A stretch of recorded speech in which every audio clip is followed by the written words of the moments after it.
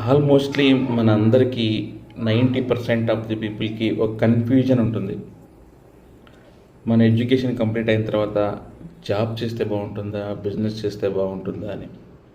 కొంతమంది జాబ్ చేసే వాళ్ళని చూసి 9 to 5 జాబ్స్ హ్యాపీ, 2 days హ్యాపీగా ఉండొచ్చు, ఇది సూపర్ లైఫ్, మంచి శాలరీ ఉంటుంది, లైఫ్ స్టైల్ బాగుంటుంది అనుకుంటాం.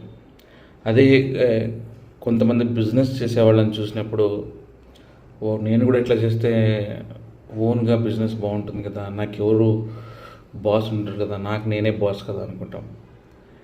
కానీ దానికంటే ముందుగా మనము ఏదానికి సెట్ అవుతాము, అట్ ది సేమ్ టైం మనలో ఏం క్వాలిటీస్ ఉన్నాయి, మనం జాబ్ చేసేకి సెట్ అవుతామా లేకుంటే సొంతంగా బిజినెస్ చేయడానికి సెట్ అవుతామా అని మనకు మనం అనలైజ్ చేసుకోవాలి.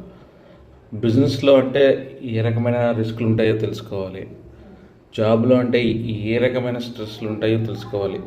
వాటిని తెలుసుకొని మనకి ఏది సెట్ అవుతుంది, మనం ఏది కంఫర్ట్గా ఉంటావు, ఏది హ్యాపీగా ఉంటావు అదే చేయాలి.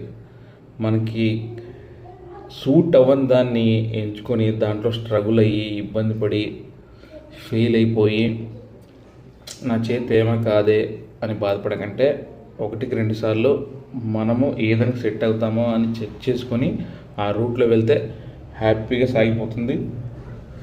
నువ్వు అనుకున్న గోల్ కూడా ఈజీగా రీచ్ అయిపోతావు. జాబ్ చేస్తూ కూడా కోట్లు సంపాదించిన వాళ్ళు ఉండరు, బిజినెస్ వాళ్ళు ఒకటే కాదు.